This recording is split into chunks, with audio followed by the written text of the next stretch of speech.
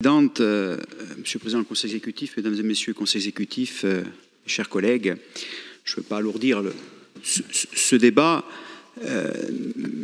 par rapport au temps qui lui est imparti. Néanmoins, il est quand même important de souligner ce qui se passe à travers ce rapport. D'abord, c'est une commission des compétences législatives et réglementaires qui est l'émanation de nos institutions, qui s'est réunie, ça va sans dire, mais c'est mieux en le disant, quand on entend quelquefois, je le dis un peu ironiquement, les critiques d'oisiveté, de procrastination, qui s'est réunie de longs mois, de longues semaines, qui a travaillé, donc qui a eu pour mot d'ordre et de s'appliquer à soi-même l'échange, le dialogue, le travail, la comparaison, la recherche juridique, la recherche économique, c'est tout le contraire de l'oisiveté. C'est quand même important de le dire. Parce que quand on veut, et je pense que c'est le cas de tout le monde, faire acte de responsabilité, ça passe par le respect des institutions déjà actuelles et de leur capacité à faire vivre, à incarner ces institutions. On le fait tous. Mais là, je pense que ce qu'a réussi Romain Colonne, et c'est pour ça que je m'adresse d'abord à son président, à son vice-président et à la rapporteure et aux autres membres qui ont participé, c'est vraiment d'incarner cette obligation de résultat quant à la définition du sujet, puisque c'était l'objet même de cette commission. Donc un grand travail qui est une plus-value. Alors pourquoi c'est une plus-value ? Parce que dans les références que nous avons, et Dieu sait qu'il y a eu des travaux importants qui ont été menés, y compris par d'anciennes commissions législatives et réglementaires. Je pense évidemment au regretté Pierre Chaubon. Je pense aussi évidemment à un certain nombre de délibérations que l'on qualifie tous, qu'on a tous qualifiées d'historiques. Celle de 2013 sur le statut de résident, celle du peuple corse en 1988. On voit quand même, si on prend la peine de se pencher sur le contenu du rapport, que la clarification qu'apporte ce rapport est importante sur plusieurs points, y compris d'ailleurs pour les nationalistes. Je me rappelle d'une époque où l'article 74 était le sésame du mouvement nationaliste dans les années 90. Je vous rappelle aussi la revendication de Poséicor, en référence au territoire d'outre-mer, jusqu'à d'ailleurs les délibérations où avec des dénuances et des divergences dans le débat de la réforme constitutionnelle de 2018, l'article 72.5 contre l'article 74.2. Donc même par rapport à ce que véhicule le nationalisme, on voit bien que le travail fourni par la Commission clarifie les choses. D'abord, et c'est un peu aussi pour répondre à ce qui a été dit, parce que je crois qu'il faut souligner l'objectivité du travail. Tous les cas de figure sont évoqués. On n'a pas pioché dans ce rapport-là des territoires par opportunité. Vous avez l'État fédéral, l'État unitaire, l'État régional qui est une variante de l'État unitaire, donc en fait tous les cas des États dans le monde qui sont abordés, tous les cas, il n'y en a pas d'autres. Leur appréhension de l'autonomie pour ceux qui ont admis l'autonomie dans chacun des cas, et tous les cas de figure géographiques de ces cas, la dimension insulaire, méditerranéenne ou pas d'ailleurs dans le rapport évoqué, les territoires continentaux, Val d'Aos, Trentin, etc., évoqués, qui sont autonomes depuis la fin de la Deuxième Guerre mondiale, dans le cas notamment de l'État italien.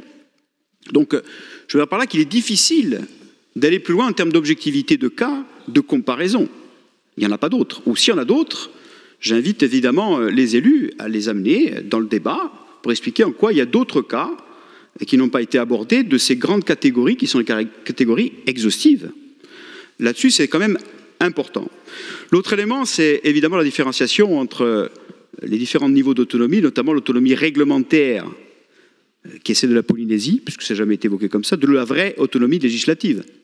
Alors, bien sûr, ça veut dire que la majorité territoriale en particulier, et d'autres, je pense, donnent corps à une vision précise, aujourd'hui, ça a été souligné par d'autres membres ici, de ce qu'on entend par l'autonomie législative. Donc c'est une offre de clarification de cette offre d'autonomie législative du point de vue juridique, constitutionnel, mais c'est aussi une manière de démontrer, parce que ça a été évoqué, parce que je le vois moi dans le rapport, et ça a été évoqué par d'autres, le lien de l'utilité de l'autonomie législative pour changer la vie des Corses.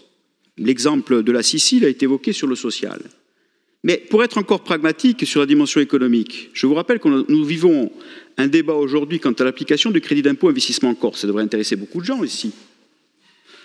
le crédit d'impôt investissement Corse sur la notion d'investissement initial, où depuis le bulletin officiel des finances publiques de 2021, on ne donne plus aux entreprises la capacité à émarger sur le crédit d'impôt pour les biens, les travaux de modernisation, alors que c'était la coutume depuis 2003.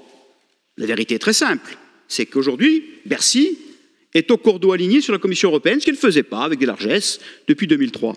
Mais vous voyez dans l'exemple de la Sicile, que dans l'autonomie législative de la Sicile, il y a capacité à agir sur les taux et sur les assiettes des aides d'État, des crédits d'impôt, des exonérations des aides d'État. Or, lorsque l'on dit à Beauvau, attention, vous ferez sur vos ressources fiscales, il n'y a pas plus faux que dans le cadre comparatif de l'autonomie législative en la matière. Et entre les deux, qu'est-ce qu'il y a? Et là, je rejoins ce qu'a dit aussi Paul Félix-Bénédette et d'autres, simplement l'accord politique. Il n'y a pas d'infaisabilité juridique. Autrement dit, je prends cet exemple-là, mais je pourrais prendre d'autres exemples d'amélioration sur le bien-être, ou du moins des questions posées qui ne peuvent pas l'être, ne peuvent pas être résolues. Dans le cas aujourd'hui du centralisme, c'est le cas du crédit d'impôt. Je vous rappelle quand même qu'aujourd'hui, pour ceux qui sont dans le monde économique, vous avez des brigades qui viennent de Fréjus, de Nice et d'ailleurs, qui recouvrent les sommes sur le crédit d'impôt investissement Corse. Alors, je souhaite bien du courage à ceux qui veulent, il faut rester comme ça, négocier avec Bercy de manière centrale, plutôt que d'avoir un pouvoir autonome en la matière. Je pense quand même que la démonstration par les faits, elle commence à peser lourd dans la vie économique des entreprises. Je ne pense pas qu'aux hôtels, puisque l'agroalimentaire est touché, le viticulture est touché. Donc il faudra peut-être qu'on arrête un petit peu de dire qu'à droit constant, mais ça c'est mon point de vue évidemment, on peut mieux régler les choses par rapport à d'autres situations comparatives. Et ça vient d'être, c'était éclairci par le rapport. Et enfin, de manière globale, le rapport met un terme du point de vue juridique, s'entend, étant entendu qu'évidemment, il faudra aller à l'accord politique, donc à un rapport de force aux négociations politiques, aux arguments péremptoires. Ce n'est pas possible d'avoir des droits particuliers à l'emploi ou au foncier pour des citoyens dans la même République. Bon, je pense qu'on arrive à siffler la fin de la partie là. Voilà, c'est très clair. Oui, c'est possible juridiquement. C'est possible dans les territoires d'outre-mer, mais c'est possible aussi en Europe. Voilà. Donc, on le veut, on ne le veut pas, c'est une discussion politique, mais ce n'est plus une discussion juridique. Il n'y a pas de frontière juridique, ce n'est pas vrai, et même pas dans un État unitaire comme la France, l'exemple du Portugal et de l'Italie. Je vous rappelle quand même, petit clin d'œil, que dans la Constitution italienne, c'est évoqué dans le rapport, on parle de République une et indivisible. Je vous rappelle que le mot « une » a été supprimé de la Constitution française en 1946 par le général de Gaulle. La République française n'est plus qu'indivisible dans la Constitution. Le « un » est indivisible, c'est par excès culturel.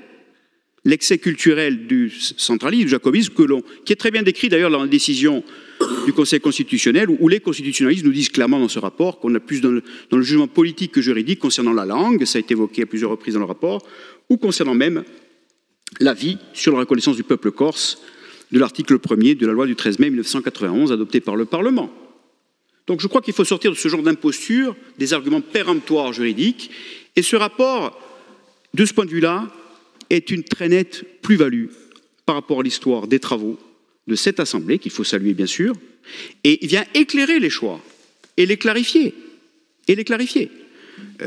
Il est indiqué aussi, mais nous aurons le débat effectivement le 4 juillet prochain, nous aurons le débat peut-être cet après-midi en commission aussi, le fait, les process de l'adaptation législative, je parle pour ceux qui sont dans l'article 73, et le constat que cela ne fonctionne pas par rapport à la procédure elle-même, entre procédure de loi d'habilitation, donc le Parlement va habiliter, il faut une majorité, puis après plus tard une procédure de ratification, si tant est que le gouvernement, comme dans notre cas, accède au fait de relayer la demande de la collectivité à l'adaptation. Autrement dit, il peut se passer 15 ans, ça a été le cas pour la Guadeloupe par exemple, avant qu'une demande particulière sur une écotaxe puisse éventuellement arriver sur le bureau du Parlement.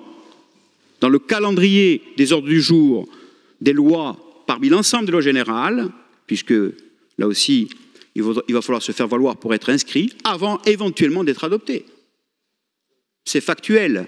Après, on peut dire, ça suffira à régler le problème des Corses ou pas. Nous ne le pensons pas, vous l'avez bien compris, mais c'est quand même important de clarifier ces éléments factuels-là.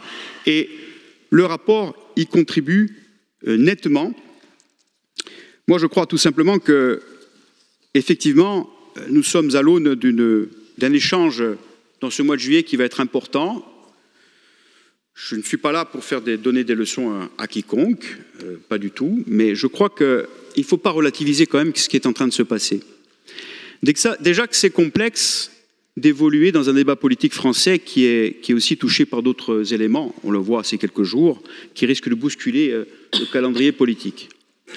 Mais si de surcroît, nous ne sommes pas en mesure de peser collectivement ensemble sur ce qui sera la définition, parce que c'est ça l'essentiel, la définition de la question posée au référendum pour avis aux Corses, c'est-à-dire en gros si on remet à l'État par des divergences mues par des sujets de second ordre, même s'ils sont à régler, pour que lui puisse piocher entre les différentes tribus et voir quelle sera la nature de la question qu'il posera, lui, en grand seigneur, aux Corses, à la place du choix collectif convergent qui aurait été le nôtre, de dire c'est cette question posée que l'on veut poser aux Corses démocratiquement, parce que c'est en ces termes que se joue le débat de ce mois de juillet.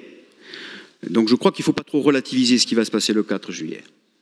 Ni le 4 juillet, ni les jours qui suivent, parce que si référendum pour avis il y a, auquel les Corses devront répondre, vous savez très bien qu'il ne pourra se réaliser, s'il y a réforme constitutionnelle, que dans un temps très contraint, qui est celui de la fin de l'année 2023 au premier semestre 2024 au plus tard.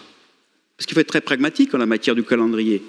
Nous ne discutons pas en valeur absolue comme si nous avions le temps. Nous sommes contraints à peser politiquement, moralement, pour que la question posée aux Corses soit issue de nos desiderata politiques et ne pas laisser cette capacité uniquement au paternalisme de l'État qui, je crois, en la matière, n'a pas souvent servi l'intérêt des Corses.